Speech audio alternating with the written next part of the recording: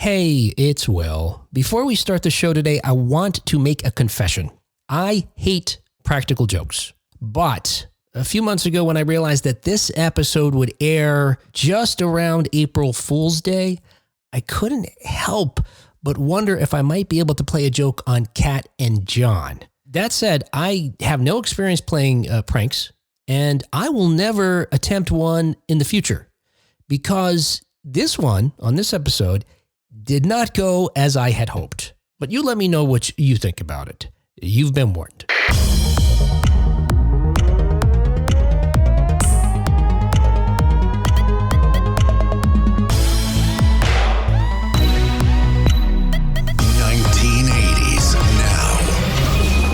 You don't think you would just pass out?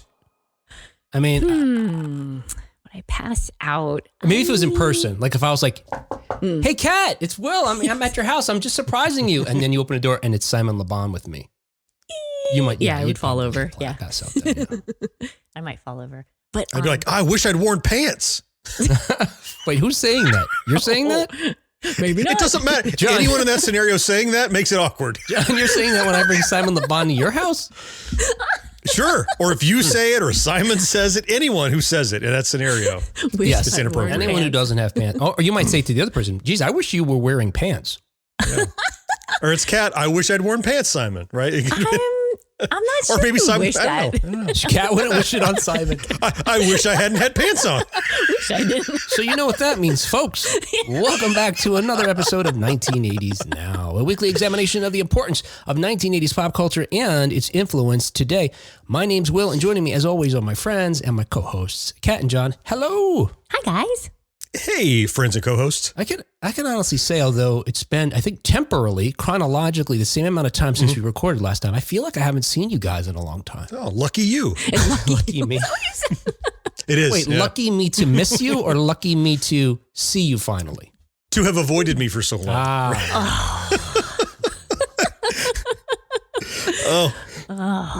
My typical greeting when I meet someone for the first time, I get a trade show or something, is like, have you met John? No, I don't believe we've met. I'm like, well, your luck has run out. And speaking of losing your luck, don't forget to also catch John hosting his very own podcast, Gen X Grown Up. We highly recommend that show. Hey, on There's this a show, however, today I'm going to be sharing with you some number of whatever, hopefully it's the full amount, but it may be less depending on how well they go over. Some number of TV shows from the 1980s that either never aired or were canceled quickly because they were just so terrible or offensive or just a bad idea. Okay. And I've got to tell you, to find these shows, because I actually came across this book that I don't remember the name of, but it was essentially like unaired pilots of the last, I don't know, it covered a period from, I think, the 50s through the end of the 80s. And, oh my goodness, hundreds of shows. Yeah. Really? Oh my gosh. But to get information about some of these shows, and I think maybe I used one from there, but others I found online. It's almost like going to the dark web, finding these proof that they existed, or audio clips or images, takes you to places like, or websites that I had not. I'd probably go back now to find some other material. But you liked it there, huh? You go back. Yeah. Isn't it like, it's like a parallel universe when you see like that actor is not in a show with this guy? Why? And a dog and a what? Yeah. What's, it's like, when you see some, especially if it's an actor you recognize, it's weird to see those. It's, it's like the Mandela effect. Like, how did I miss this? How did I not know this was a thing? Should I have known? Oh my gosh. I think we could do a whole other episode on the sci-fi shows Scott Bakula was on that didn't get picked up. Oh, wow. Oh my God. Pre-Quantum Leap. Some really bizarre ones. Really bizarre. He had a reputation for being an actor they brought into series that were dying, apparently. And I can't think of good examples, but I've seen that referenced a few times, and I have yet to dive down the rabbit hole. But apparently, that's another thing he was known for. Diving down the rabbit hole? Yeah. Oh, yeah. Joining sinking ships. Yes. Huh. Well, these are ships that never launched that I'm thinking of, but we're not talking about either of those today. But what were you going to say, Kat? I was just wondering if this was going to be like music, where I tend to know the more obscure things, the more obscure songs. Is there any chance that I'm going to know anything of what you're going to present? Because we know my track record with I television. honestly don't think so. And part of the reason is because I didn't know of any of these. Well, if you didn't know, there's probably zero chance. Yeah. All right. Hey, before that, though, we're going to be talking about current news stories related to 1980s media, including Icons Unearthed, one of our favorite documentary series. Got 6 more seasons. A progeny of Eurythmics has auditioned for American Idol. I should say slumming with American Idol, but whatever, it's fine. And the Ghostbusters sequel cast has grown. And did it. I'm going to say this, even though, it was maybe suggested otherwise. Time codes are in the show notes if you'd like to skip past the news to the main content. Wake up. Talking about Did anyone report in and say if they skip around, do they use the time codes? No. Nobody reported in? No one ever reports in anything. I shouldn't say that. People rarely report anything. I'm going to tell you guys, we have listeners. We have a good enough amount of listeners that I would think people would write us at this point. I'm just thinking, well, I was going to say maybe it's our age group isn't all that vocal, but John's got a very vocal fan base. So yes, I don't know. He does. Very vocal. This podcasting thing is a mystery to me. I really don't know. I know. I'm not even going to try to. Hey, I mean, thank goodness we have, healthy numbers of listeners. That's grateful for that. All right. Yes. Hey, Numbers of healthy listeners. Numbers of healthy. Both. I don't care if they're healthy or not. Both, ideally. I do. I do. I do. I care about your well-being. Hey, a quick announcement. Hey, keep an ear out for our chat with Luxury. Luxury, Luxury. He's the LA-based producer, songwriter, and musicologist who is responsible for teaching music fans what interpolation is. Oh. If you've ever seen his videos on the streamings, on the socials, I watch him on Instagram. But he is great about, he breaks down, look, he's been working in music for years now, but the thing that I think he's most well known for, and certainly got my attention real quick, is breaking down songs and explaining the origins of different elements. It could be as simple as this is a sample from this other song, or this song interpolates this other thing. Or one of my favorites is he explains how Blue Monday, the various elements of Blue Monday, which by itself I would never think borrowed from anybody else, but he shows how the bass line is from one source, how the drum is from another thing, the guitar is, oh my goodness. Wow. Super cool that dude. sounds I'm really interesting. Very excited to speak with him. And so keep an ear out Luxury? for that. Our chat with Luxury. It'll be out later this week. All right. All right. That's it. Hey, let's get caught up on 1980s news. Hey, this week on 1980s news, the name is Unearthed. Icons Unearthed. Hey, as reported by Deadline, Icons Unearthed has scored 6-season renewal at Vice TV. The 6-season order will bring the anthology documentary series from the Nacelle Company through season 10. That's it. That's got to be unheard of. That's crazy. Yeah. I think you have already not put enough emphasis on the amazing 6 more seasons. Yeah. You know how much can change in 6 years? Or I don't know if they're not actually a year, they're 6 months or whatever, but that's probably like a 3.5 year contract. Yeah. I mean, deserved. Wonderful series, but I've never heard of we're picking it up for 6 more seasons. I hear 1 or 2, but that's amazing. Yeah. That is amazing. Oh my gosh. And it's just really quite astounding how prolific that company is, Brian and his team there, because not only do they crank out, I guess it's like 2 a year, maybe, of documentaries, they have a whole other programming that they're doing as well. And each of these is such of superior quality. You'd think something might suffer, but no. My hero, BV Dubs. I have so much to catch up on. I love what I've seen so far, and I really want to catch all of it. And so that's on my wish list to catch up on BV Dubs. And the good thing about it is, like anything else, like this show or John's podcast, Gen X Grown Up, and shows I listen to.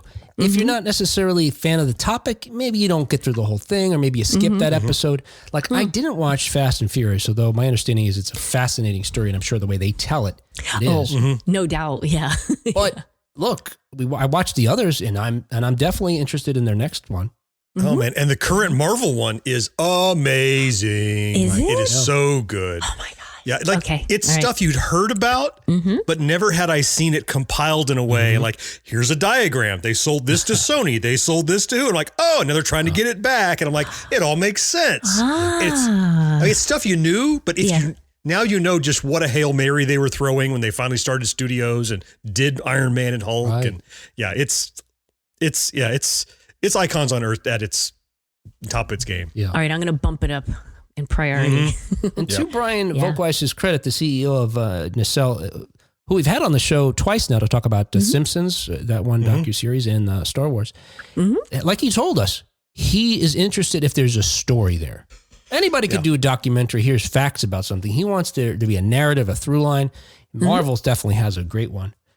And I think what little I know about the next one that's coming out is similar in that sense, because season 5 is the only other season we know about so far, which will cover the James Bond movies, which I'm a big fan of those films.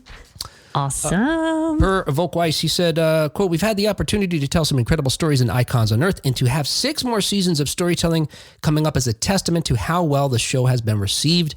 I hope we don't disappoint," end quote. That immediately reminds me of the dumb people don't know they're dumb thing, because Brian is such a clever guy. He has doubts. He has a little bit of doubt that he might not meet the standards. I hope I don't screw it up. Yeah, you're not gonna. Yeah. I love that humility, though, right? Yeah. I love that. I love that. Yeah, humility it just makes of a wise it more appealing. Person, The subjects, however, for season 6 through 10 have not been announced yet, but certainly we'll be eager to find out about those. Are you guys fans of James Bond? Yes. Yes. I have still have, I don't know, have them all on DVD. I was so much a fan that I downloaded the special printable covers that you can do that makes it like one big picture on the spines of the DVDs, because I had all the sets, because MGM, they changed them over the years, the different spines, and then somebody's like, oh no, we got you. They made whole new inserts, and there's just a great series. It's one that like my wife and I will go see in the theater, brand new when they come out every time, even though she doesn't go to the theater mostly. It's it's a tentpole kind of film. There's so many that I haven't seen. I'm not an aficionado. My husband is, however, so we have lots of versions of the movies around. And for the most recent one, we went, and saw it. It wasn't exactly opening night, but we both went together. And I think that was actually the first time that I saw a James Bond movie, like within a week of its opening. So, yeah. And, during the 1980s, we had 5 films. Yes. Including the unusual edition, Never Say Never Again. If you recall, that was a year we had 2 James Bond films that came out, Octopussy and Never Say Never Again. And I remember being a young person, not really understanding what was happening, because we had 2 James Bond movies, one of which brought Sean Connery back, which he hadn't been in a film, I think, since Diamonds Are Forever. It was like a decade at least or more. I'm very confused by that. Do you guys remember that time? I remember seeing Moonraker. Like, I'm not sure I'm connecting to the period of time you're talking about. We saw Moonraker in a theater. I don't know how old I was. When did that come out? 79. Okay, so just before the 80s. Yeah. Somehow somebody brought me to a movie theater to see Moonraker. Like screaming and kicking? What do you mean somehow? No, it was like a family outing. I don't know. Okay, all right. It makes me feel a little more comfortable. Yeah. When you said, about feeling confused, you didn't know what was going on. I had no clue what was going on, but I remember Jaws. The one big henchman with his teeth. I don't remember the actor's name. Richard but I Kiel. Okay. Yeah. I couldn't have told you anything else about the movie. It was just a big sensory blob, except for him. I remember at the end, they get it on in 0G. I know that happened. Oh yeah. Yes. Right. So now you remember 2 things about the movie. Did you have questions after that? No, I think I was young enough that I didn't know the logistics, so I just accepted it at face value. Yes. Love has no gravity. Oh, this has nothing to do with love, little Johnny. Believe you me. Hey, in other 1980s news, and as reported by Billboard, Kaya, I think it's Kaya. I don't actually know, but I'm going to say Kaya. Sure, yeah. Kaya Stewart gets help from superstar dad during impressive American Idol audition. Boy, that's a long title. So, according to Billboard, as they reported that in order to be a successful person auditioning for American Idol, you need one of 3 things at least. If you want to make it past the early rounds. talent, a moving backstory, or an unexpected hook that makes for good TV. What few can do is have a ringer backing them up, as Kaya Stewart did, because her father is Eurythmics co-founder Dave Stewart. Yeah. So when Kaya auditioned for the judges, Katy Perry, Luke Bryan, and Lionel Richie, and I didn't even know they were the judges right now. I haven't watched that show in decades. Dave joined his daughter as she sang an original song. Dave played a guitar for her. When he entered, it prompted Perry to exclaim, "Oh my God, blast from the past," upon seeing Stewart. For his part, Richie noted that he was inducted into the Rock Hall last year, along with Annie Lennox fronted British new wave band that, of course, is famous for "Sweet Dreams" and "Here Comes the Rain Again," and others. So, what did you think about this audition? Oh, gosh. I watched it. Yep. I watched it. I have thoughts, but I want to know. I want to know what you guys thought about the audition. I have thoughts on a couple different venues. What do you think, Kat? I wasn't wowed by it. Yeah. It sounded fine. It sounded nice. I don't know what the other people sounded like who were auditioning. You know, I think I would need to have a context for her. But I wasn't wowed by it. But it was fine. It was nice. What'd you think, Will? Well, the first thought that came to mind was, cheater! That's cheating! And then I looked it up. Uh-huh. I found the definition of cheater? Well, no, I found a 2022 article from Good Housekeeping that included 40 rules that every Idol contestant must follow. Oh. Those rules included these two. 1, you must audition alone. Really? 2, you must sing a cappella. Really? There you go. That was my first Strike thought, John, 2. was cheater. What did you think? Wow.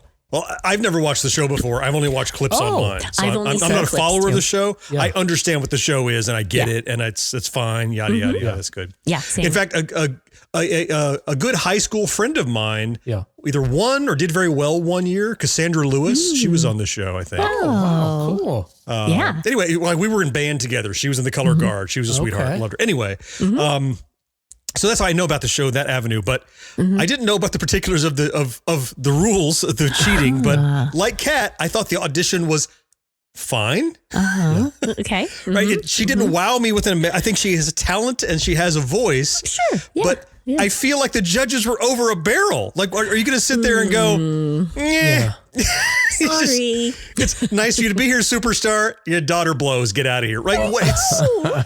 Like, and you know she's going to get on the show because now they have this hook for the show. They're like, oh, Stewart's daughter's on this. You got to watch this season. Right. It's kind of like she had this nepotism lubricant to push her through the system where other people maybe would have not gotten through all these steps, you know? Yes. Yeah. I did see a comment that I forget somewhere along the way in the article or maybe on the video that someone said, well, yeah, she wasn't that great. Yeah. Fine. She made it through the initial process, but later on it may be that she's not going to, keep going. Maybe all they want is to have her there to get some initial ratings so people start watching. Yeah. And then they could get her out. Good point. It made me think of like we talked about with, Kiwi Kwan winning the award and Harrison Ford, I almost said Han Solo, Harrison Ford giving out the award for Best Picture. The producers must have conspired, obviously, with Dave Stewart, and they must have told the judges. Let me ask you this question. If a person, we're not in the music industry, but if we were the judges and someone here, this is Kaya Stewart auditioning and there was an older gentleman playing guitar, I wouldn't recognize Dave Stewart. I wouldn't put that together. They're like, sir, it's not your turn, sir. Yeah. Security? Thank you. Is this old man bothering you? Yeah. I felt the same way. I only knew it was him because that's what the article was about. Yeah. And I was looking at their reactions, and they seemed like a little, like they were pretending like, oh, wow, look. I'm so surprised. Yes. Oh, that they're surprised. They're pretending. I'm totally unaware this was going to happen. I'm just finding out. And he's there with a cap and sunglasses. And, it was awkward. I mean, like he's in WITSEC. Like, let us know who you are, dude. Yeah, we know this is reality TV, but yeah. Besides the fact that, if it was anybody else, the judges probably would say, you can't do that. This is cheating. Sorry, get this guy out of here. They didn't. For her part, Kaya, who's 23, said she toured with the duo while her mom was pregnant. Mm-hmm. And the music has always been a part of her DNA, saying, quote, when I was born, my dad was on tour, and I was going to shows when I was still in my mom's tummy. There was never a question of what I wanted to do with my life, end quote. That'd be great to be born into something that you're so certain of what to do with your life. Yes. Yep. Oh, to have that clarity. And which is great. I hope that, she continues to pursue her passion. But Well, apparently Katy Perry agrees with you guys because according to this, she subtly hinted that some potential Nepo baby potholes may find her along the way, suggesting that the panel may be a, quote, a bit more nitpicky with you, end quote. She did say that. That's right. Yeah. They'll hold her to a little higher standard. Hopefully. But American Idol knows they'd have a great story if, let's see, pop music royalty were, the final five or whatever it is. Well, royalty. He's a fife at the Jester. A fife. He's not even in the court. I didn't see any crown. It was a baseball cap. Yeah. We have the king and queen of pop, and he's working the fields. He's in the kingdom, just not in the He's an indentured servant paying off his what he owes to Annie Lennox.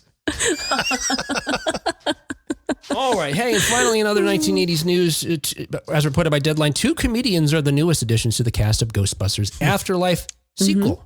To the Ghostbusters Afterlife sequel. So Kumail Nanjiani and Patton Oswalt have joined the cast of the live-action sequel to Sony Pictures' hit film. Gil Kennan, I guess, I remember last time I was like Keenan or Kennan, I don't know. Gil Kennan is directing, and the previous Pix cast, including Paul Rudd and Carrie Coon, will return. Patton Oswalt, I equal parts love and hate that guy. Wait, what?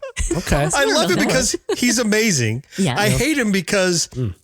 he's just as goofy and dorky as I am, and yet he's in everything. He made it. Yes. I want to be him. I'm like, how did you get there? Well, he got there through hard work and perseverance. I know how he got there, but the point is, he's like the everyman actor in Hollywood that I most identify with, being the goofy, dopey nerd. And every time I see him in something, when I saw him in Agents of S.H.I.E.L.D. as the secret agent in that thing, I love him, and I'm like, yeah, there's my man. Every time I see him in something, and I'm like, of course you got a Ghostbuster too, you son of a bitch. Good for you. I've been watching Justified for the first time, and he pops up in a couple seasons of Justified. It's crazy. He's in everything, and rightfully so. He's great. Yep. He is. He's such a goofy, dopey guy. The Ghostbusters need, so I get it. Yeah, his nerd cred is deep. You're great too, John. You're doing the podcast circuit, right? Yeah, I sure am. I'm on the internet. You spent 4 hours on some show or something. I don't know. Yeah. On Gogamego. Welcome to Gogamego. That anime YouTube channel. Jason Reitman, who directed the 2021 version, will move into the writer-producer role alongside Kennan and Jason Blumenfield. Not as much is known about the sequel, except for that the plan, as far as we know, is to return the story to New York City and the iconic firehouse made famous in the original Ghostbusters films. Of course, this film has been a high priority for Sony ever since the first one. I say the first one, but it's really the fourth Ghostbusters film. Yeah. Fifth, if you count the one with the ladies in 2016. But the fourth in this canon was a huge hit.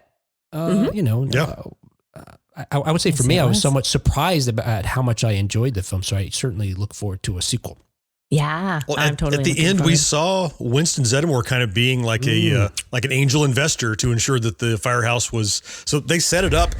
They set it up for if it does well, they've got an angle which they're using. So well done. Yep. Yeah. Well done. Yes, being the sex symbol he is. Kat was just waiting for me to say. I could tell you get that glint in your eyes, like you knew I had it locked. I was just waiting. And what a great way to link them together, give Winston his due, because we know Winston as a character and Ernie as an actor got kind of screwed over in the first film. Although he's too big a man to say it that way, of course. But speaking of nerds getting to do a whole lot of things, John, this is another big IP for Nanjiani because he's been on a roll lately. Oh, yeah. And he played a superhero in a Marvel film. He appeared on Obi-Wan. Was he? Played a That was my Jedi, question. he played was a in guy Obi-Wan, pretending right? to be a Jedi on Obi-Wan. Yeah, he was the Yeah. what would you call that? The catfish Jedi or whatever. Yeah. He was acting as if he were one, right? Yes. And he just appeared on Hulu's Welcome to Chippendales. So that's not a tentpole, but anyway, he's been on a roll. And good for him. I don't identify with him. I mean, he's just an actor. He's a guy. Good for him. He's just an actor. But just some successful actor putts. I don't care about that guy. He's another funny nerd. But yeah, I've enjoyed him for a while, and he would pop up on some different shows. Mm-hmm. The sequel, I do like him, though. He's good. The sequel, this was the most surprising thing to me in this Billboard or Deadline story. The sequel is slated for a December 2023 release. Isn't that's really soon? Yeah. How No, is it's that not. possible? Serious? It'll slide. Yeah, slide. I agree. It's probably not going to stick. It's really soon. Yeah. Yeah. Yeah. All right. It'll slide. Hey, that was 1980s news. Hey, it's me again. Just giving you another heads up. Here we go. This is my attempt at trying to prank Kat and Jon. I am not an expert at pranking. I will never do another one again. But for the next 20 minutes or so, I'm attempting to have fun with Kat and Jon. And it doesn't go the way I had planned or hoped. And then the rest of the show is us trying to get back to doing the show, which, is semi-successful. But again, heads up, you let me know what you think. All right. Hey, as I told you guys earlier, today's show, we're going to be speaking about some number of television shows from the 1980s that were never aired or short-lived because they were just offensive or just terrible or dumb or whatever. You'll see. You'll get the hang of it real quick here. So first up on our shows, so awful they were canceled, is Stag Reno. What? What? Stag Reno. This is already ridiculous. Yeah, that's quite a name. Stag Reno is a sci-fi mystery show from ABC in 1981, and here is the synopsis. After Glenn Larson moved development on Magnum PI to CBS, ABC was on the hunt for a new detective show.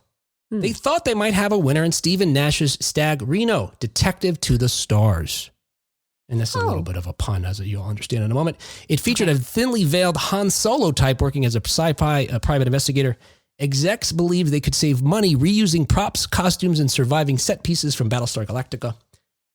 They were unsuccessful in wooing Dirk Benedict, but scored some sci-fi cred by casting Perry King, who was fresh off voicing Han Solo in the Star Wars radio drama.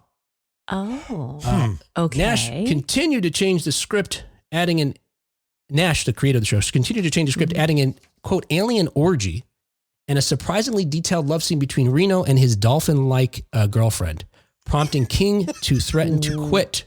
Wow. And Wait. A surprisingly detailed? I don't know what it means, and you don't need to elaborate, but I can imagine. I don't have to elaborate, but I told you about the lengths I went to find some of the. I have an audio clip. I have no images. I have an audio clip, which seems to be exactly this thing here. I think that's not a blowhole. Listen to that. That's worse than what I'm going to play with it. Here, you hear Perry King with his dolphin-like girlfriend.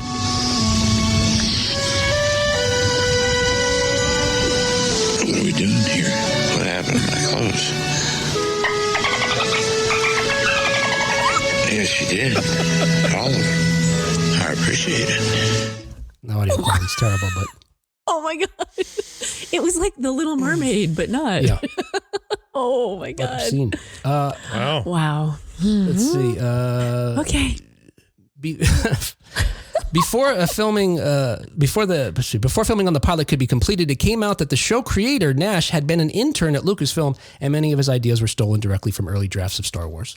Oh. ABC stopped production to avoid legal action, and in 2018, we know that. You know, like dolphin sex, as seen in The Empire Strikes Back.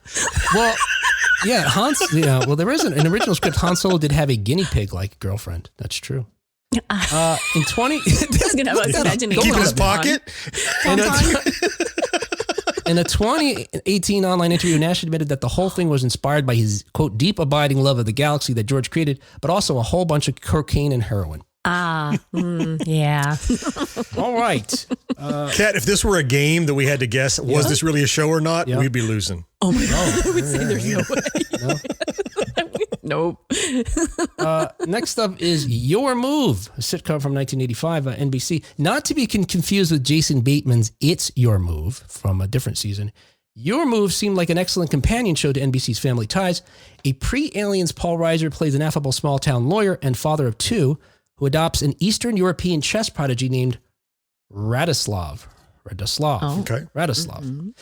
Played by newcomer Eddie Newton.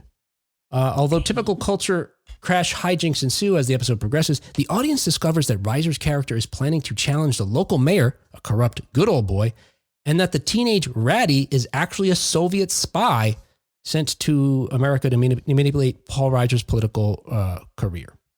While this may have made for an interesting drama 2 or 3 decades later, test audiences did not appreciate the strange concept and the show never aired. They didn't appreciate the strange concept. I'm not sure I appreciate it either. It's like a mashup of Different Strokes and The Americans. Yeah.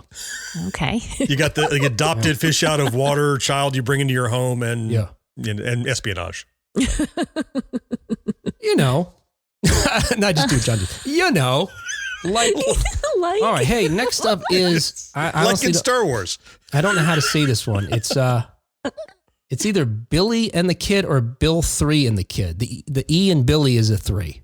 Oh. So you know it's like going for a sci-fi thing. Yes. Wait, there's an E in Billy? Well, it's BILL 3. So it's maybe it's supposed to be like a play on Billy and the Kid or Bill 3 and the Kid. I don't know. Like Wall-E. Gotcha. Yeah, but it's a 3. Like Wall 3. Yes, John. Yeah, like Wall 3. Bill 3 and the Kid, I'll like say. in Empire Strikes Back, you know. Yeah. 1983 ABC. Greenlit following the success of E.T. and the Cannonball Run. You know, those two bookends. Bill 3 and the Kid seem to have all the makings of a family-friendly hit. When an alien observer crashes to Earth, he teams up with an orphan named Wayne, played once again by Eddie Newton, who was in the last show we just did. And enters a new race every week, competing against a rotating cast of quirky rivals in an effort to earn enough money. That kind of race. Like he enters a new race every like first he goes to Asia and then he goes to Japan and then he Wait, what? I think you made it worse. You said he enters a different race. Oh, like he could shapeshift into a different culture. Yes, like that's what I thought. That's where I thought you were going. No, you made it worse. You made it worse. Okay, all right. It was already bad. This is the Cannonball Run angle is the race. Okay, all right, got it. He's trying to earn enough money to manufacture cometrolium. I'm going to say it's like cometrolium, and get spacebound again. Unfortunately, the show never addresses the fact that Wayne, the kid, played by Eddie Newton, is orphaned by the crashing spaceship. Oh my God. And most of what Bill knows he learned from television and movies, leading to a number of situations deemed offensive even by 80s standards. Oh, wow. Okay. Worse, Bill 3's car, Alpha, an Alfa Romeo Montreal, filled with remnants of the damaged spaceship, so it's like a car made out of his spaceship, I guess. Okay. Was surprisingly randy for a show targeting children, mysteriously tightening the seatbelt of Terry Copley's hitchhiker character and twice goosing her. Oh my God. Weak writing, a high budget, and smaller audiences for shows like Dukes of Hazzard killed this one even before the 2-hour pilot aired. And I also have a clip of this one. Before it aired. This is Terry Copley, and I'm guessing it's Bill 3 because he sounds kind of like an alien or a robot. Okay. Right. The audio quality on this is terrible, so if you can't understand it, I can tell you what they said because I can make it out when I... Okay. I mean, half the time people look at me, they don't see me. Oh, they see me. It's just, they don't see me. I'd like to come back to Albert Schweitzer, a humanitarian. Oh, that's sweet. Either that or Dolly Parton's. Okay. He wants to come back. Wait, come back is Albert Schweitzer. Yeah. Okay. Humanitarian or either that or Dolly Parton something. Dolly Parton something, yeah. Now, was the bloop, was that your doing or was that from the broadcast? No, that's how I found it online, yeah. Okay. Okay. So he wants to come back Wait, what? Are we talking I'm not sure. reincarnation? Maybe they're talking about I don't know. karma or something. Yeah. Can you be reincarnated as part of someone who's already alive? That seems odd. Maybe he's learning something about humans. I don't know. Maybe. All right. Bleep, blorp. Oh boy. The Lunch Bunch was a sitcom in 1986 on CBS. It was clearly inspired by John Hughes' The Breakfast Club. Oh my gosh. Yeah, to the point just later in the day. To the point of using the movie's original title, The Lunch Bunch. But it missed the point of the movie entirely. Rather than allowing characters to find common ground, each episode forced an ever-changing cast of characters from North Sherman High into detention-themed conflict based on their differences. To call the characters stereotypes is a kindness, and the humor was mostly lowbrow and obvious. The Lunch Bunch was canceled after the fourth highly controversial episode, Turning Japanese. Oh my goodness. Okay. It was considered... What? Sorry.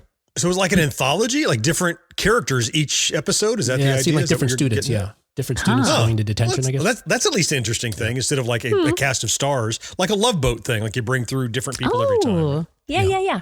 Okay. It was considered so offensive, I guess this episode, Turning Japanese, was considered so offensive that the network is rumored to have destroyed all prints. One of the characters was played by perennial destroyer of pilots, Eddie Newton. I realized the pattern here. Again? He's getting a lot of work, though. Yeah. Little snippets here and there, but he's getting work. Oh, wow. I'm seeing a pattern here. Yeah. The How old was Mopples he at next. that point? I don't sorry. know. I don't know. I'm guessing as a teenager, I guess. Okay. He's probably a kid. Oh, wait. Right, Wait. because he would have been, yeah. Wait. Is Eddie Newton our surprise guest? John, you got to wait for the surprise to see who the surprise is. Okay. Not going to say. He just keeps beating that drum. Let me Like, tell that's you the another thing. one, and then I'll bring out the guest. Okay. All right. Okay. The Mopples Next Door. Sitcom 1988 Fox, The Mopples. Mopples. I might have heard this. Yes. Because Okay. it's called The Mopples because it's an early example of the puppets behaving badly trope. The Mopples Next Door begins when Mick Mopple, a highly successful singer who happens to be a puppet, moves into a wealthy neighborhood. Oh, boy. Bringing along his eccentric family, a large entourage, and the worst excesses associated with rock stars. The first episode features a drug-fueled party, streaking puppets. You got to have some puppet penis in there, I imagine, John. Mm-hmm. Oh, yeah. I don't know why I directed that at John, as if we've talked about puppet genitalia before. Well, it's, puppet how he penis, feels duck about- boobs, whatever. Oh, does Duck it for Dong, you. yeah. I forgot to bring up Duck Dong when you brought up you Howard the Duck the other day. Yeah. And a stunt that culminates in a flaming puppet plummeting into the neighbor's pool. This sounds like Animal House, but puppets. Yes. The show was masterfully cast with Bernie Coppell playing a disapproving old money neighbor to perfection, and most of the puppets voiced by stand-up comedians. Playing a sympathetic teen to the felt creatures, Ed Newton. No. Who was probably the same Eddie Newton from the other episodes. Oh my God. The majority of their scenes were improvised, and Andrew Dice Clay, on the verge of his career breakout as a standout as creepy monster who spends most of his time in laundry baskets and closets watching female characters while they're changing. Oh no. course. I saw, oh my God. Despite the sharply satirical writing, it was a little too much even for Fox's audience and only lasted 3 episodes. Wow. Can I ask a question? Yeah. Is this Eddie Newton on anything that did succeed? I don't know. Okay. Why don't we ask him? Joining us right now is Ed Newton. Hey, Ed! Oh my God. I need to adjust All right, my John. screen. One moment, hold on. I forgot to do this. All right, John, guess I was that. sitting in the waiting room for so long that I forgot. Okay, here we go. He's There we go. multitasking. All right. All right, not to... You guys, Not to- before we say yeah. anything, I'm really hoping that that your show doesn't get canceled after I appear. Okay, yeah. Because Good it point. It was might. going great for a long It time. might. Yeah, okay. Well, Oh, I suppose as long as you're not a puppet, we'll be okay. yeah, right. Exactly. So, Exactly. look, these shows seem awful even by 1980 standards. Did you realize they were terrible at the time? Well, no. I mean, I was a kid, and it was just it was work, and just Yeah. to be fair, I was doing high school shows, and then I got cast in a regional theater thing, and that's where my agent saw me, and then he was like, "There's this thing, you're going to be great for it, and it's TV," and I was like, It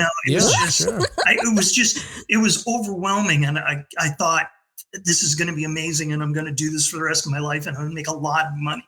None of those things were true, but no. As we mentioned, you were in, I think, 4 of the 5 shows we talked about so far. Yeah, and I would have done Stag Reno if I was only old enough to be on set, right? Stag Reno. You could have played a dolphin. Right. Hey, see, I wasn't going to go there. Will for all did the crazy things they had me do over the years, that would not have even fazed me. So.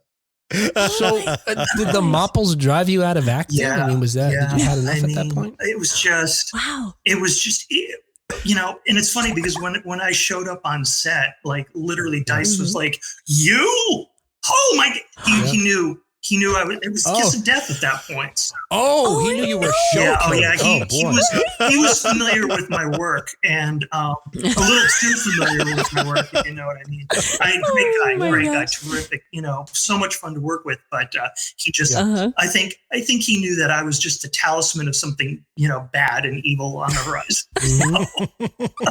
Actually, I'm sort of feeling like it's almost like what's the cereal, that they were like, give it to Mikey. He'll eat it. There you go. Yeah, the Life cereal. Yeah. Right. Yeah. So he won't eat it. This role. Here's the difference. Life cereal actually has some taste. So.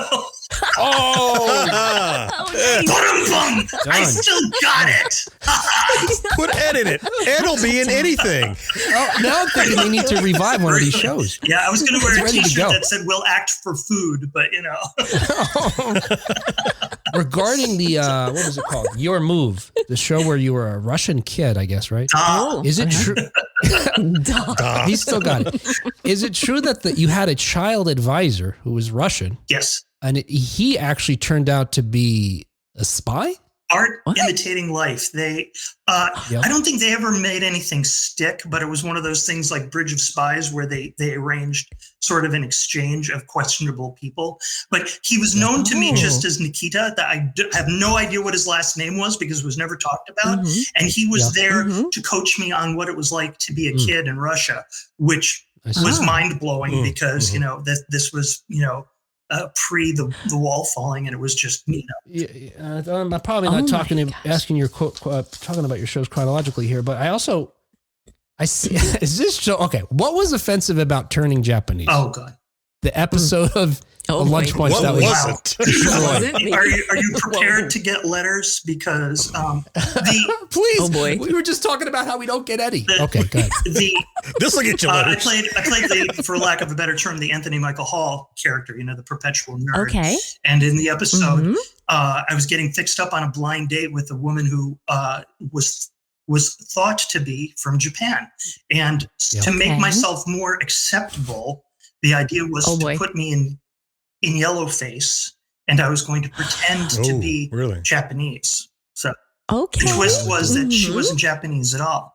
And I was, I was a kid, and this was the 80s, and times were different. But even then, I was like, this, I'm not stupid. I was like, this is really bad taste. And they were like, kid, Mickey Rooney did it in Breakfast at Tiffany's. That's all I heard over and over again.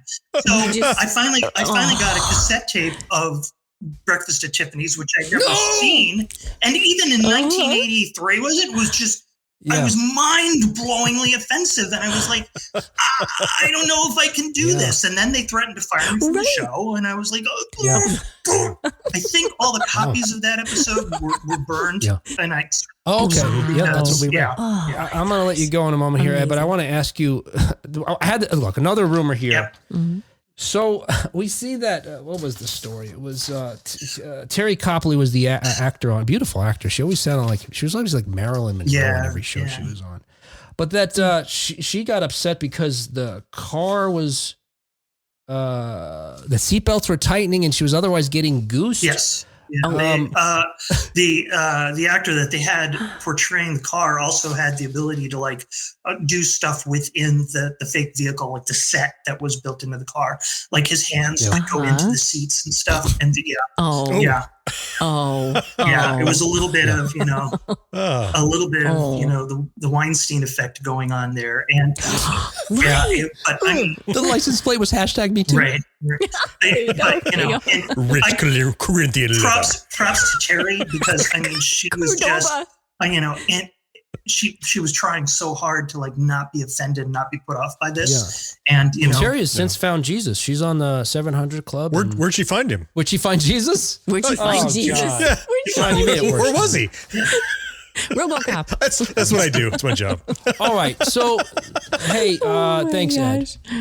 I miss it from time to time. I miss, I miss entertaining people more than anything else. But well, you're entertaining us right now. So that's what I was going to say. Yeah, and because because Kat is naive and John's a sweet guy. All these shows are fake. We made them all up. This is Glenn Packman, a fellow Drew University graduate. Wait, what? So I hate April Fool's jokes, but it just happens to be the beginning of April here. So our good buddy George Krupski wrote a bunch of fake, more 80s synopses than we could use in an episode.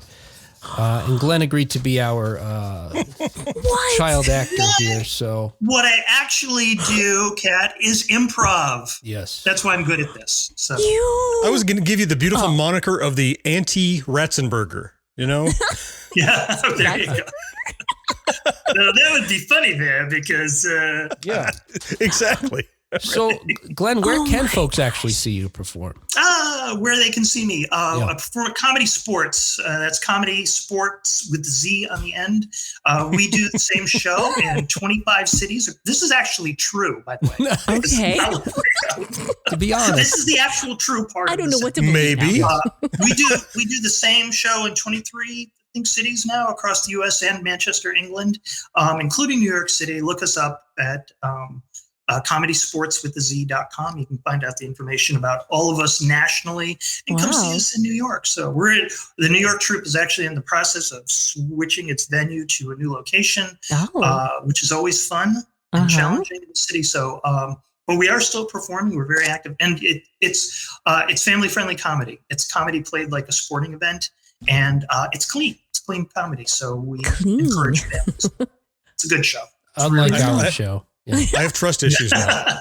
Trust issues. John has trust issues. Because we're talking about seat groping and yes, I know. I had trust issues that had now been exacerbated by this situation. So. Look, when I said, I guess I just it was all a lie. So Will, how'd they do? You were great. Thank you so much. You're fantastic. Ultimately, are you going to reveal that it actually is Ed, right? Ultimately, we're going to come all around, full circle. Yes. Wouldn't it be great if we got all the way to the end and it turns out I am a Russian spy? Oh, wow. That's quite the callback. Yeah. All right. I'm going to let Glenn go. This was amazing. I'll reach out to you and talk to you. Thanks for including me on the world's best April Fool's joke. Or worst. But yeah, either way, it was a show. Goodbye, Glenn, Ed, whoever you are. Whoever you claim to be. Yeah. Thanks, Glenn. I'll talk to you soon. You're welcome. Bye-bye. Right. Nice to meet you. All right. Look, I hate April Fool's jokes. I hate them. And yet here we are. Yes, here's what happened. I had this idea months ago. And so once I get an idea, I have to follow through. It's like an itch. Oh my God. And then because I start testing myself, if I'm not going to do the idea, is it because you feel like you can't? Or are you scared? Are you going to fail? So then I got to do it. You got to process it somehow. So you did it. Look, okay, that makes more sense though if you started months ago, because I was like, you pulled that together in 2 days? Holy cow. And again, he didn't do it during the convention because he didn't do anything during the convention. Special thanks again to George Krupski for writing these really fantastic, and he wrote more than the 5 we talked about. George. Too convincing. I had to keep saying, George, please, it's got to be more ridiculous. But I think even still, short of having crimes actually committed, it's probably very little. So which one were you going to tell us you actually remember seeing? Well, to make it up to you guys and the listener, Because I don't know what this is. Maybe this will never air. I actually have 5 real ones. You have real ones? Oh my gosh. John is so... Or does he? John is so disappointed in me. Oh my God. I can't take it. He's so I don't even skeptical. believe you now. I can't take it. Yeah. You're going to read through them and be like, maybe they're real. I will We'll assure you this, John. This is to be honest. I will never play another joke on you ever again. I don't play jokes on people. It's not my thing. I just don't like them. But nobody was hurt in this one, at least. No. Well, I think. That was hilarious. No, our I got friendship. goosed by a car seat. Our friendship was hurt. I feel like I've been goosed in a car. Oh. Yeah, but Glenn was talking about how he does a family-friendly show. I mean, the stuff I suggested he didn't say, which is good for him because. Okay, so he's trying to keep it clean. In the family car thing, I suggested that the stuntman, the puppeteer operating the seat, was visibly aroused through the faux leather seats. Oh my God. But Glenn probably made the right call on that. All right, guys. I don't know. Do you want to do these real 5 ones? This has got to be a real show because you might cut all this stuff. I know that was hilarious, but go ahead. Yeah. John is so pissed at me. All right. Oh, John. All right. Well, Kat, I'll do these for you. John, if you want to log off or something. I'll make up for John. Love you, buddy. I'll send you my scratch off. You could have 2. Good. My trust issues. Let's see how it goes. All right. Here's 5 actual. Seriously. Now, what I was telling you earlier is actually 2 of them are ones from, here you go. So here's the first one. And this one's actually from 1979. So to find these really wacky ones, and what I said to you earlier is absolutely true. I have a book with hundreds of unaired pilots. I did go down these rabbit holes to find these. Actually, George, in addition to writing those fake ones, helped me find some of these that are on this list. John's like rabbit poop holes. I want to tell you about 1979's A Dog's Life. Okay. Tell me if you've ever heard of any of these either, because... All right. After tackling racism, bigotry, and abortion in shows like All in the Family and Maude, producer Norman Lear was ready to redefine the TV sitcom once again. Okay. Starring Barney Martin, Charles Martin Smith, and others. And those are 2 actors that you would instantly recognize from other things. Barney Martin played Seinfeld's father in Seinfeld, for example. Charles Martin Smith was in American Graffiti. He was in The Untouchables. He was the accountant, not the accountant guy. He was the sort of nebbishy guy that comes in to be an untouchable. He gets killed. Spoiler alert. Anyway, it featured a number of actors playing family dogs. Now, if they had used any other technique, maybe the show would have stood a chance. But instead, they wore costumes that would embarrass a furry. They are terrible. Now, again, it's 79. That's tough. They're bad. They're really bad. No furry's going to want to have sex with these people. That's how bad it is. Oh. Now you know it's bad. Now that Glenn's gone, we can get back to, this type of material. So was it just dog voice? It was just the voice of dogs. They were in dog suits. They were in full... I mean, you could see their faces, so it was like a bad Halloween costume in the 70s. Like their face was cut out. So they just had the big floppy ears, maybe a nose painted on their nose. Otherwise had paws and feet and a tail. Red Rocket. Yeah. Nope. What? Did you get that? What one, was that? Just let it go. No, I had a glitch. What was the Red Rocket? If it's in the show, What? someone will get it, but maybe don't include it. I don't know. This show's probably going in the can, the whole thing. I don't want to know by that. the can, I mean the garbage can, not as in it's complete. They barked one-liners at one another. They commented on society, relationships, politics, and sex from a canine perspective. What? It's really mystifying that Norman Lear created all the amazing award-winning shows he did and this. But his intention was to create one like that. And you would like us to believe that this is a real show. It is real, John. Okay. Anyway, only the half-hour pilot episode was made of this offbeat comedy. Only 1 half-hour pilot episode was made of this offbeat comedy, which aired in June of 79 and was promptly rejected. Speaking of dogs, and here's another outside of our decade, let me tell you about Puchinsky. Okay. Stanley Puchinsky, played by Peter Boyle, was a tough New York cop. Mm-hmm. He was a rude, no-nonsense flatfoot who thumbed his nose at police procedure while telling the dame over dispatch that she had a, quote, real sexy voice. Oh, boy. He was the kind of character you've seen on 100 different cop shows starting decades earlier. But there was a big difference. Peter Boyle's character is killed off in the first act of this show.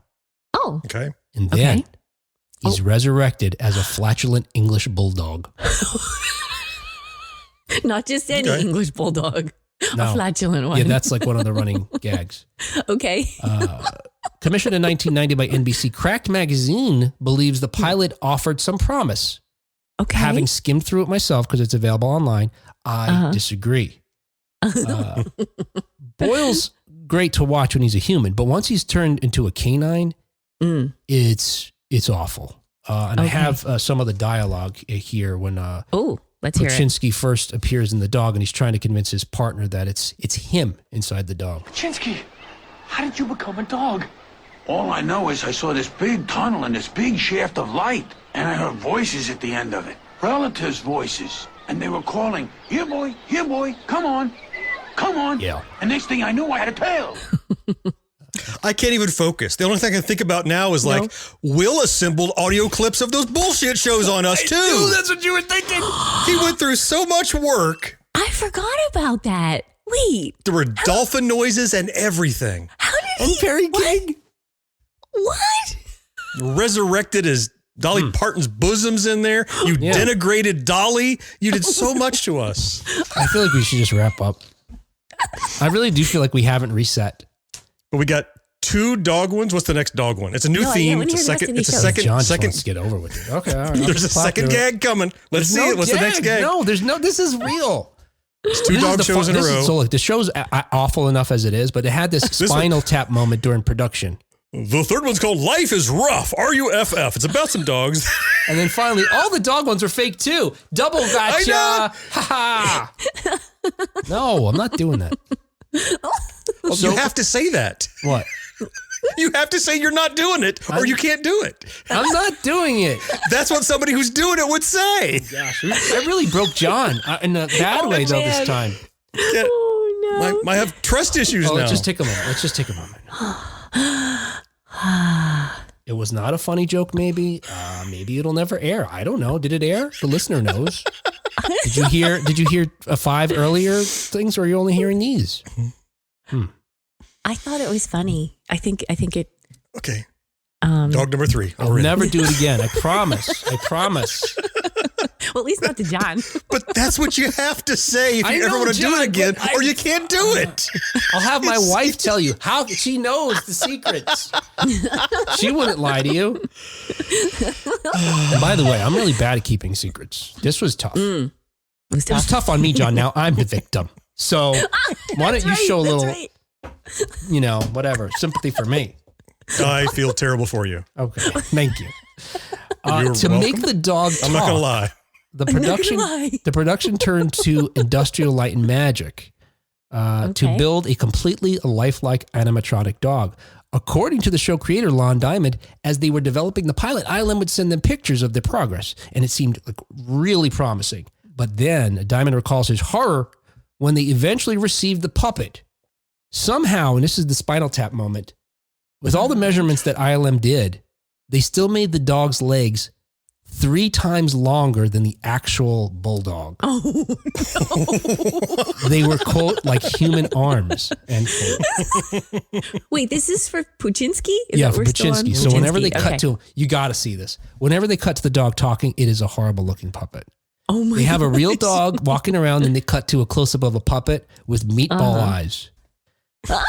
Diamond describes the eyes were, quote, kind of poppy, and some people said it looked like a talking pillow, end quote. Unfortunately, they didn't have any time to fix any of this because they had to have Puchinsky done in time for pilot season, so they just used the awful puppet. Oh, no. And because the legs were too long, they could never show the full body of the puppet, so they only shot it from like the chest up. Mm-hmm. Whenever they needed the legs involved, they just used the real dog. I have to see this. Yeah. When a screening of the pilot for network executives concluded, legendary NBC head Brandon Tartikoff said he loved it, except for, quote, every time we cut to the dog, end quote. After months of production, the NBC took Puchinsky out behind the shed and old yellered it. Oh, yeah. That's dark. In the first non-dog one of the real bunch, the real list of TV shows that were too terrible or canceled for other reasons, The Young Astronauts, which aired in early 1986, produced by Marvel Productions, the animated series The Young Astronauts was set to begin its full run in February of 1986. The show followed the astral adventures of the Hampton family. Joining Kelly Hampton, the captain of the spaceship Courageous, is her co-pilot husband Jason and their 3 children. The youngest kid, Mikey, is accompanied by his cat Rascal and a robotic sidekick Retro. The focus of the series was to market the real Young Astronauts space program to children by getting them more interested in learning about space exploration and the involved science. Okay. Slated to be a Saturday morning mid-series series on CBS, the pilot aired on January 25th, 1986. Mm-hmm. What happened 3 days later? Challenger. Oh no. Yeah. Challenger. Yeah. It must have been Challenger. Yep. 3 days later, the Space Shuttle Challenger exploded before the eyes of the very demographic that this, cartoon was to serve. Yeah. Yep. Oh, yeah. You know what that reminds me of is one of my favorite series, Kiefer Sutherland's 24. Yeah. Was set to premiere September 11th, 2001. Oh. So all over New York, as they do, there are billboards and giant wall hangings that just has a picture of Kiefer Sutherland and something huge is coming 9/11. No. Yeah. It didn't premiere, by the way. Other things happened, but the promotion for 24, Yikes. It was something huge is coming on 9/11. All over New York. Yikes. It said that. Oh my gosh. Oh my gosh. Oh my That's God. crazy. Gotcha. No, I it's definitely true, did make that up. No, I was there. Real. Oh, okay. I don't remember that, man. Jeez, that's wow. Yeah. I don't know who to believe now. Wait, what? Who am I? in New York. I'm not messing with anybody. That was true. I'm a bear? A Star Comics comic book series from Marvel was also planned to tie into the cartoon, but was also canceled for the same reason. Ads for the show, however, continued to appear in comic books into late 1986. All right, let me tell you about Mini Pops. This show, I really feel like air just deflated out of it after I did this thing to you guys. I don't know that this show can cover even future episodes. It's just Mini Pops. Mini Pops from 1983. This is actually a UK show that was broadcast on Channel 4. Designed primarily for younger viewers, it consisted of music performances on a brightly colored set featuring preteen children singing then contemporary pop music hits and older classics. Yeah, we were just talking about American Idol earlier. It's right. It's not unlike it's that. like It's the more like video of Kids Bop kind of thing. Yeah, like or what was that show? And we had the adult version, Putting on the Hits. Remember that people would lip sync to songs. Yeah, you remember that? John? It was like I saw that. It was like Solid Gold, but they'd have people. I think it was regular people would audition to come on and lip sync to. But they're lip syncing. Huh. Yeah, but they're lip syncing. I could do that. I've done many lip syncs to Weird Al, so I could. Is that right? Well, you'd be great on the show. Yeah. The children Canceled. Darn it. The children were usually made to look like the original performers, including clothing and makeup. Though the series was a success. You see where this is going? You got any ideas where this one's going? No. No. Though the series was a success for Channel 4. Little thought was given to the ethics of child performers singing songs originally written for older artists and dressing and dancing in provocative styles. Yes. Okay. Yeah. With you. Whilst embraced by children who love the idea, singing along with their favorite songs, the show sat uneasy with some adults. This was capped by a performance from 7-year-old Joanna Fisher, who covered the Sheena Easton song 9 to 5 in night clothes and included the lyrics, quote, "Nighttime is the right time we make love," end quote. Oh, wow. Yeah, Yeah, I get the tone. Kids aren't reading anything into that. They're just singing along with their song, but it doesn't have a good complexion. Yeah. Right. And it's one thing for a kid to be riding in the car listening to the radio. I was just thinking about that today on my ride home.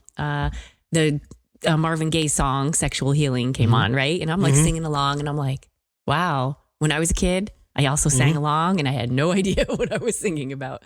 But it's another to put them in, to symbolize, to dress them up and have them be portraying that. Yeah, that's kind of creepy. It's a little icky. Yeah. So in response to this, the program started getting some criticism from commentators in the British media who suggested that portraying children in this manner was sinister. One caller on Channel 4's show Right to Reply fumed, quote, "Mini Pops should be called mini whores." Well, like me, just made it worse. And a February 1983 article in The Observer asked, is it merely priggish, which I had to look up, that means self-righteously moralistic and superior. Is it merely priggish to feel queasy at the sight of a shop window full of junior jailbait? I really messed up the show this week. Oh, well, no. The child cast and the show's creators were somewhat shocked at the response despite the rating success, but the network canceled plans for a second series. The show's got it all. Lecherous puppets, sex with dolphins, dogs. And you know that thing with the car. Oh, my God. All right, and finally, let me tell you That's not a stick shift. No. Oh. No. Why isn't this gears? The gears I just made it worse again. It's your gift. And finally, let me tell you about another UK program called Heil, Honey, I'm Home. From 1990. Heil. Okay. Oh. I hope you're not messing with me because I think I remember this. I am not. I think I remember a sitcom about Hitler. Oh. In 90? That could be. Yeah, 1990, yeah. Okay. Wow. All right, go ahead. Yeah, no, this is it. It was written by Jeff Atkinson and produced in 1990. It's centered around Adolf Hitler and Eva Braun, who lived next door to a Jewish couple, Arnie and Rosa Goldenstein. Wow. See, I seem to remember hearing it was coming, but never saw it. Never saw it happen. Like maybe did it get canceled before it aired, or did it air once, or am I getting punked, or because I definitely seem to remember this is definitely real. I don't remember how quickly it was canceled, but they shot a bunch of episodes, and I think it canceled after one episode. But I'll get to it in my notes here. The first episode opens with a caption card explaining the show's fictional backstory essentially it describes it as a long lost U.S. sitcom that was created by this gentleman named Brandon Thalberg Jr. And it was recently found in a Burbank vault somewhere. And so here we're presenting what we found. The plot to the first episode centers on British Prime Minister Neville Chamberlain coming to the Hitler house. Not wanting the Goldensteins to interrupt their visit, Hitler instructs Braun to keep the news from Rosa, which she fails to do.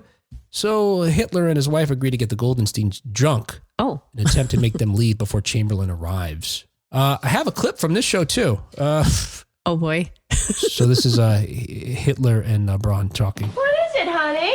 It's the Goldensteins. I don't want those putches to know about Chamberlain. You saw the way they were when the Mussolinis were over here. They snuck by the apartment every 5 minutes. Well, so if we don't tell them about Chamberlain, how will they know? Are you kidding? They always know. When I finally get to invade Poland, who'll be the first to know? The Poles? No, Rosa Goldenstein. Yeah. Okay. Oh my gosh. This was a British show? It was.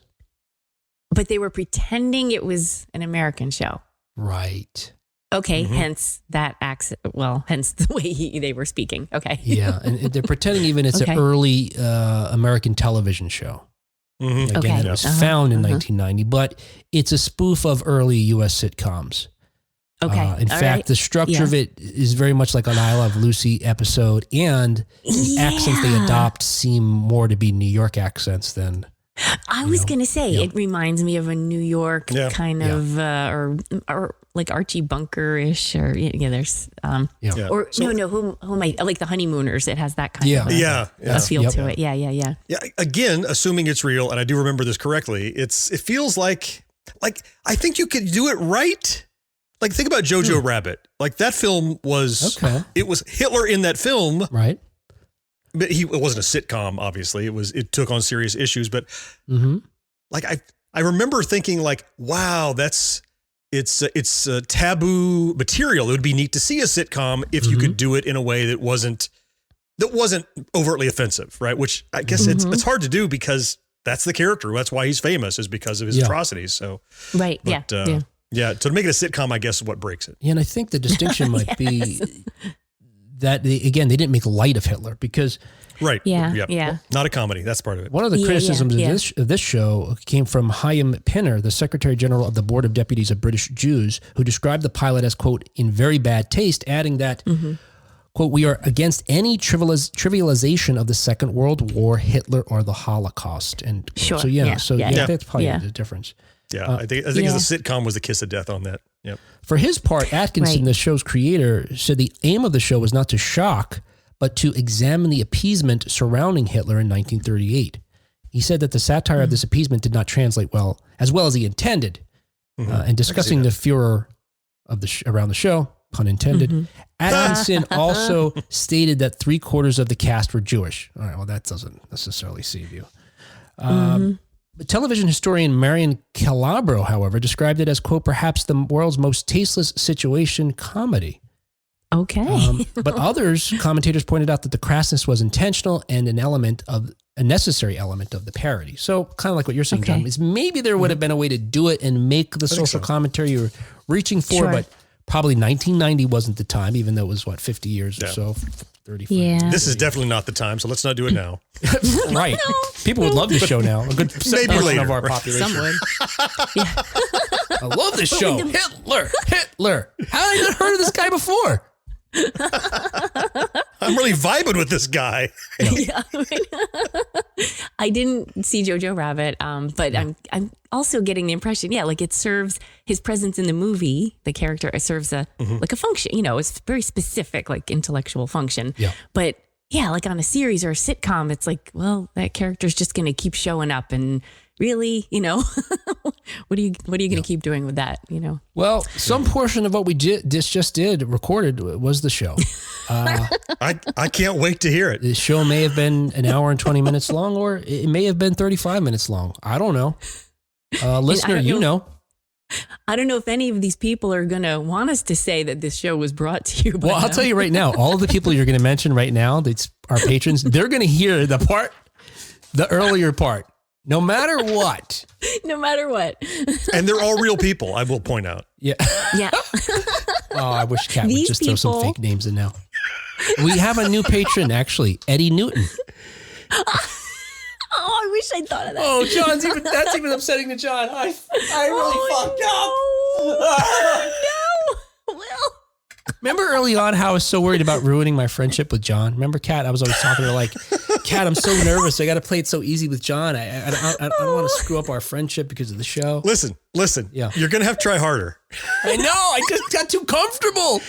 You're going to have to try harder to ruin our friendship is what I'm saying. Oh, to ruin our friendship. You didn't have to work at it. Will. All right. Okay. Yeah. Sorry. Fail. Our show is brought to you every week, thanks in part to our early adopters like Kathy Burke, Rick Parker, and Karen Flieger.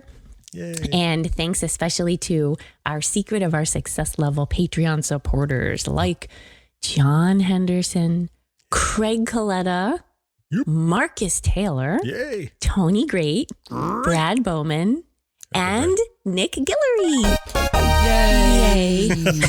Thank you, Nick. Thanks, guys. And hey, if you'd like to support our show, please go to 1980snow.com/support. But you don't have to give us money. You could also just make a comment on Facebook or any of our socials. Follow us on YouTube or whatever the kids call it. Or send us an email. You can email me at will@1980snow.com or Kat directly at 1980snow.com. And look, John, you can email John too, but he's busy. He's a busy guy. Who'd want to do that? Yes. But don't don't do any hoaxes or tricks. Don't gosh. Any jokes on John with it's email. Crime. Hey, I got emails. You did? I did. Not just one, but I got two. Very good. And the very first one was from listener Lucy Webb. And she says, just wanted to say hi. You're the best part of the show. Will and John are great too. Oh, I love that wording. So it's really hard for me to read something like that about me. Mm-hmm. So it's okay though. I'm working through this. But it's deserved. So you shouldn't feel weird. Thank you. And Brad Bowman also sent me an email. Now, Brad's is very long. Rapscallion Brad. He is definitely. It's very, very long. So I can't read the whole thing. And he had, so I'm just going to read Love Brad at the end. Kat, you're the best part of the show. Love Brad. 3 paragraphs on how great John is. She cuts it right out. He doesn't talk about me the whole time. No. Just most of the time. No. The subject line is stupid won't get neutered. And he said, Dear Kat, a.k.a. The Glue, that holds those two dudes you carry on the podcast together. Nice, yes. And then he has all kinds of great comments about our episode about how stupid don't get tired. And he, I'll capture it with this one. While listening to the Stupid Don't Get Tired episode, I couldn't help but make some connections to my own experience growing up in the 1980s. And despite today's zeitgeist, how our 80s culture has helped sustain some very precious and long-lasting friendships. And so he goes on to talk about a core group of friends who they disagree about things. They don't all like the same thing, but somehow they still find a way to get along. So, and they've all been neutered. Got it. What was that about? Yeah. I wonder if it was like sort of a milder version of like the Darwin Awards, you know? Like the stupid should get neutered, but they don't. Right. Okay. They just won't. They just won't get neutered. Remove yourself from the gene pool. I was stuck on thinking about how Bob Barker would suggest that folks spay and neuter their cats. Have your stupid paid neutered. Goodbye, everybody. Pets. And I thought, since you're named Kat, like, was there a connection there? Was something with neutering the kid?